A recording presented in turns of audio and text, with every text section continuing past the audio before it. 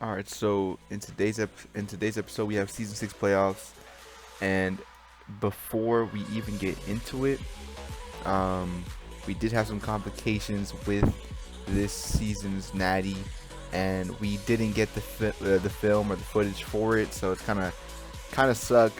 I'm not gonna spoil it until it comes to pass who is winning and losing, but I do want to say that this is gonna be the second round. Honestly, this season there's a lot of lost footage, so mainly due on my part. There's a lot of procrastination going on. But to start this game out, we got 14-7 here for Mike Chun and this Pasadena offense, and Bush is gonna kind of go down to the 20-yard line, and on 4th and 16, Bush and Chun couldn't really make it up there, so Bush trying to get this second drive started with Mabry, who has been an excellent and underrated player, gets the touchdown. They get a touchdown as well. And Chun has been really back and forth. Like, for instance, Chun can do the most spectacular on the run or in coverage, or just highly difficult and highly specific ball placement. He's elite at that.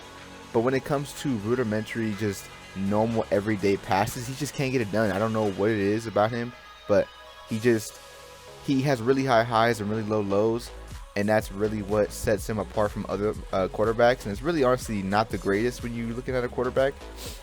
And this is why we ended up starting Shitu against Florida State. And even though we subbed him out for the first drive, then he throws an interception. Mike Chun decides to throw it, and he gets hit. And it looks like it's a pretty defensive game to really start this game out, because we get a stop, and then on 2nd and 13, we get a tackle on the potential Heisman candidate or Heisman winner. And on 4th and 1, our freshman makes a nice play off the end and totally gets a drive-saving tackle. And then Mike Chun connects, but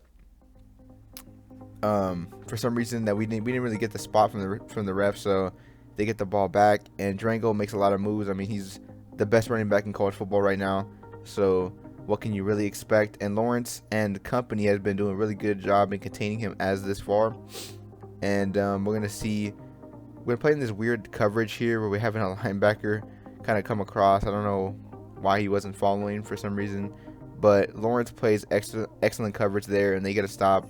So we just stopping each other back to back, and this is the first major big play that we've seen for our offense. Like I said, they're going to be really, really, really average. I mean, there's nothing special about this offense besides Mabry and Bush, and Tim Curl as well. Tim Curl was supposed to be one of the best receivers in the league this season, but he's just been really underwhelming, and things like that, we just can't have that. Even Mabry, the biggest part of this offense besides Bush, making mistakes that we really can't afford. So defense just doing what they can. We ended up getting a safety because Chun got sacked off of a play action, and there's just too many mistakes on the offensive side of the ball. And as you see, this is an explosive offense. This is not an offense that you can just like as I was saying, this is not an offense you can just shut down.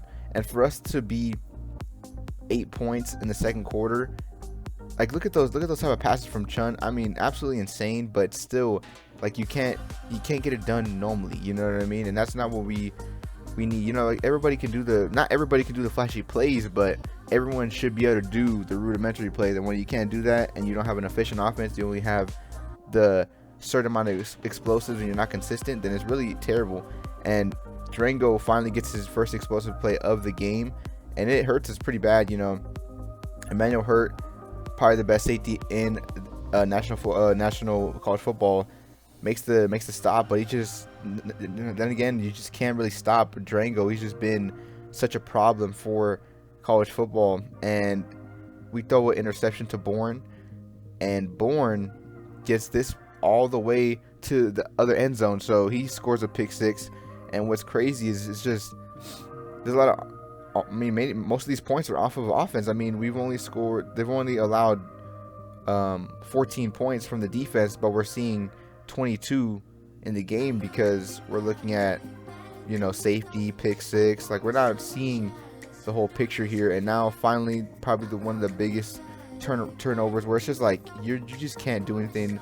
And this is a great play right here where they take a run play, and we're going to go all the way to the house after Mabry makes a lot of runs. But then again, it's just still domination out of Florida State.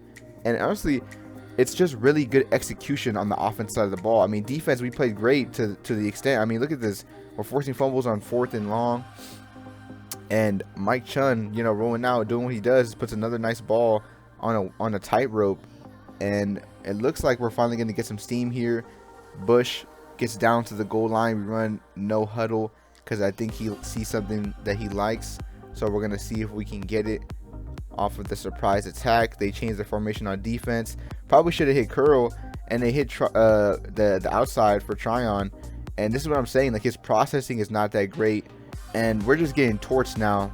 You know, Jabari Claps played absolutely insane as this senior quarterback coming for out of a transfer, and him and Drango have been such a keystone in what Florida State has been able to do this season, and that's just, you know, win.